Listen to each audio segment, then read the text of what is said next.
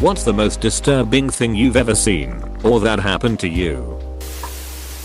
I had a man access the attic crawl space from our neighbor's home to climb into my laundry room, come into my room while I was sleeping, go into my bathroom, and go through my medicine cabinet to look for pills. The worst part was I woke up and saw him, but thought it was my husband coming home because he worked nights. I didn't realize anything was wrong until he actually came home hours later, and I realized it had not been him before. Jesus Christ. I don't think I can sleep tonight.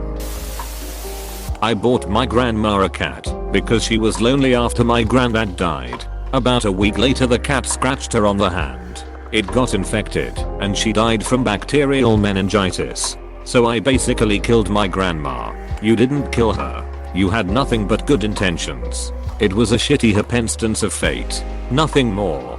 And there was no possible way you could have predicted it. Do not blame yourself. Please. On our anatomy classes we were in dissecting room. Our corpse after some time had brain removed and skull cut in half. You could basically see the empty insides of a skull cavity, body, a vessel, with brain removed. Although that is pretty interesting, it's disturbing in a way. Also, holding a human brain in your hands is WTF moment. Because you hold something you basically are. Your brain is looking on a dead brain. Fun story, but my granddad had a real skeleton with full bone structure, or so I'm told. May have missed some stuff depending on the setup, in his room, under his bed. At least that's one thing he didn't need to buy while in university as a doctor. Yeah. No idea what happened to it. Most likely though it was donated to the university or a local college for study or show. Or burial.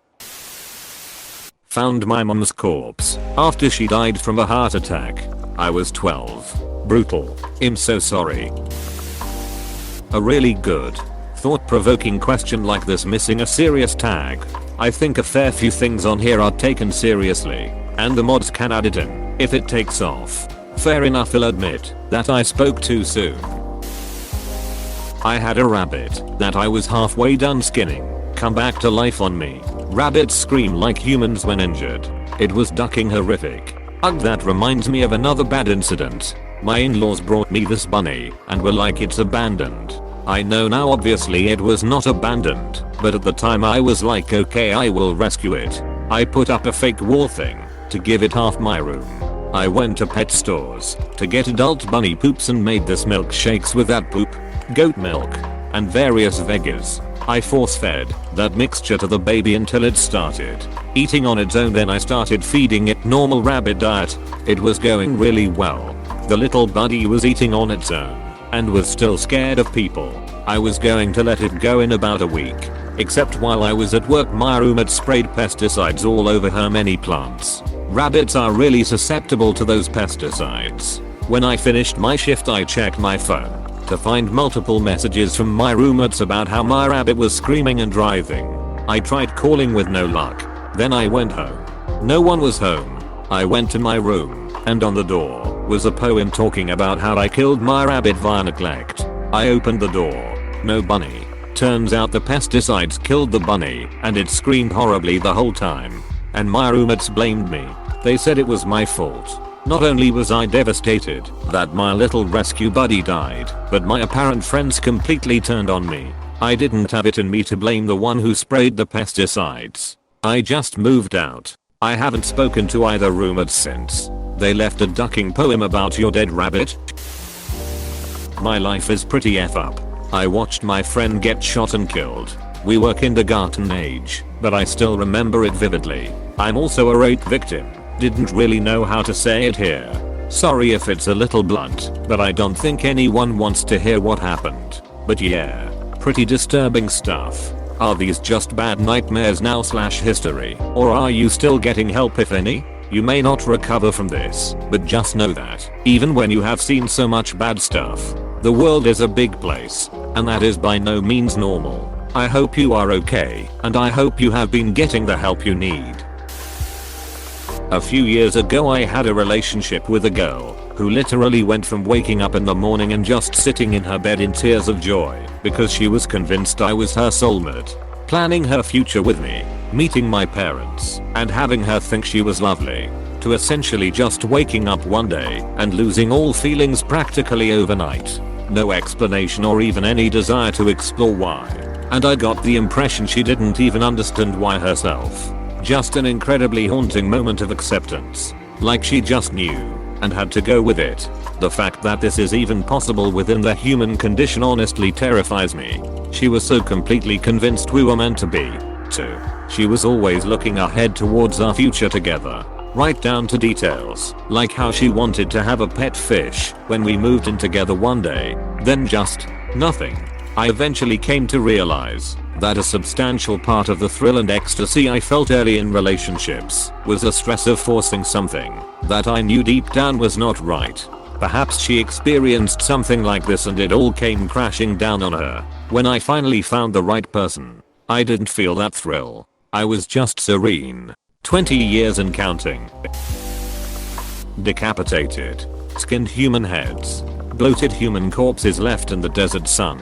Small children used as living bombs. One of my friends choking in his own blood, struggling to breathe through the ragged hole in his throat from a mortar strike.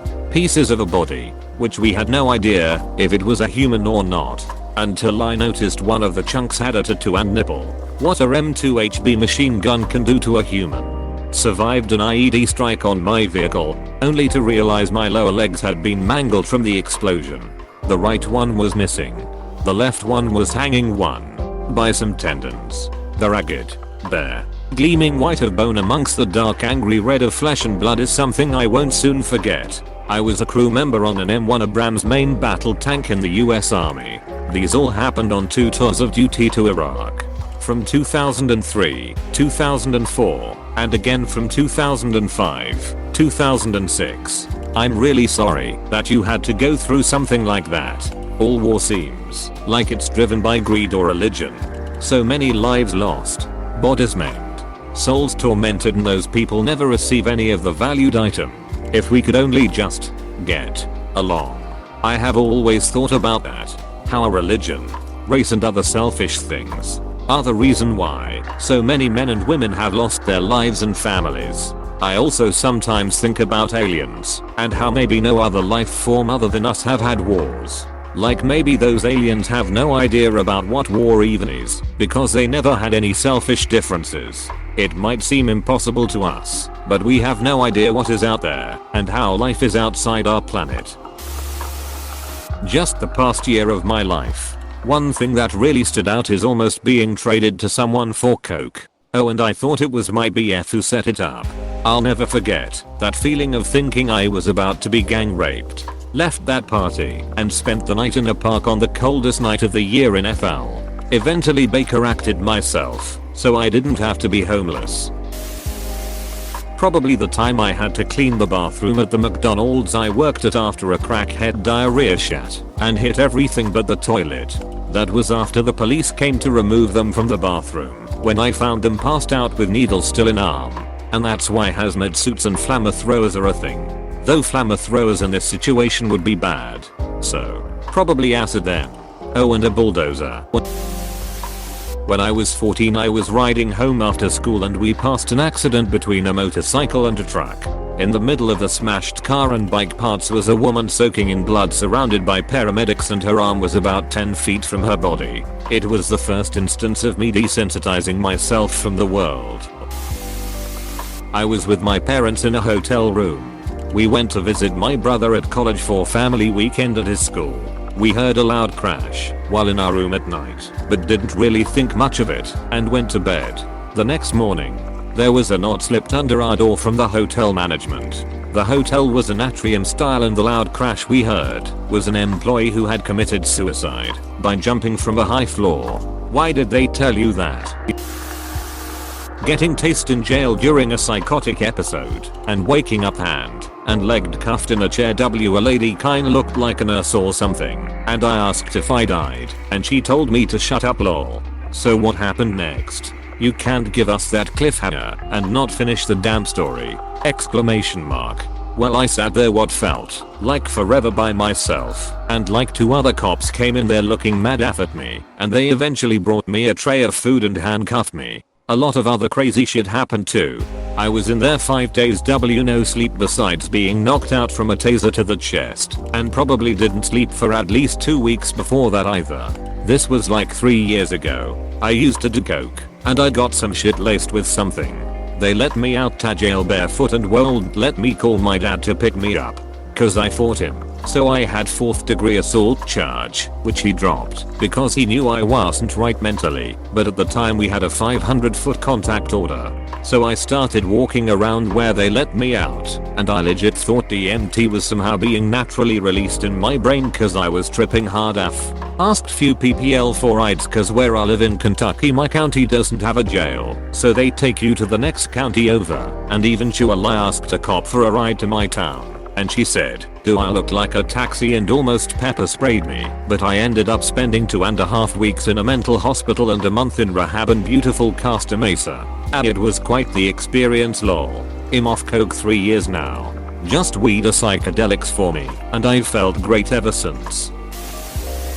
When I was in prison I saw a dude shove it to 2 motor up his butt in like 10 seconds flat. Long story short, when I was in prison one day one of the officers came to the dorm and told us get ready for a shakedown/search. My bunkie did tattoos. Had nowhere to hide it, so like it wasn't nothing, shoved it up his ass. I was 18 at the time, and it was one of the weirdest things I've seen lol.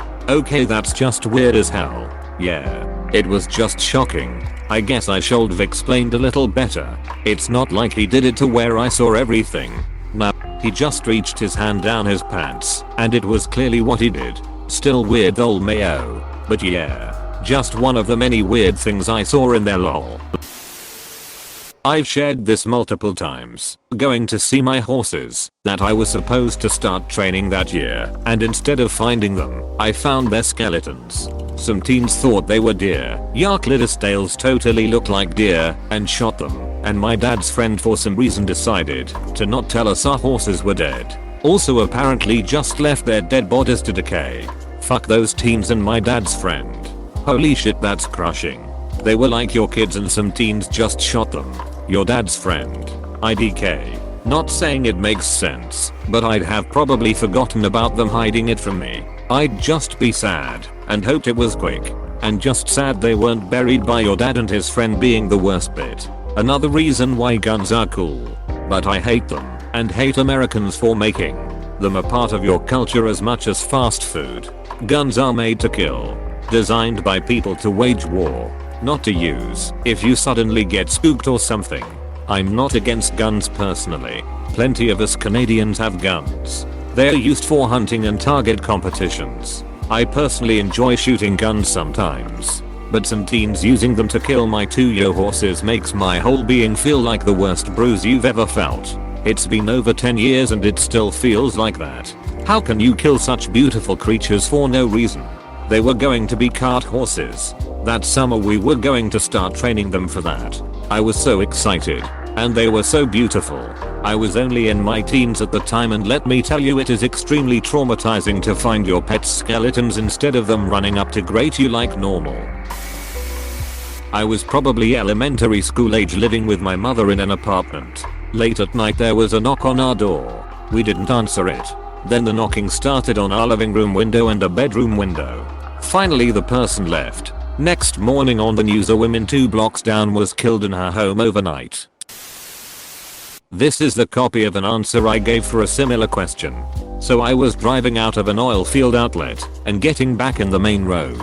I was following a black truck on the highway in patchy conditions. Not hazardous spray, but definitely plenty of black ice to justify paying attention to what you're doing. As we go up this hill I see a solid stretch of ice extending for about 1/4 of a mile, just as the hill bends over. This is dangerous as you're hitting ice uphill on a blind corner, so slow the duck down. I start gaining distance from the truck I'm following, which is fine.